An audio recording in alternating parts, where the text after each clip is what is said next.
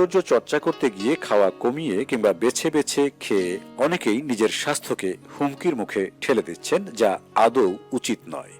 পুষ্টি বিশেষজ্ঞরা বলছেন, কিছু ফলমূল সবজি নিয়মিত খেলে সুন্দর স্বাস্থ্য বা শরীরের সৌন্দর্য অনায়াসেই অটুট রাখা যায়। অর্থাৎ রূপচর্চা ও স্বাস্থ্যচর্চা একই সঙ্গে করা সম্ভব।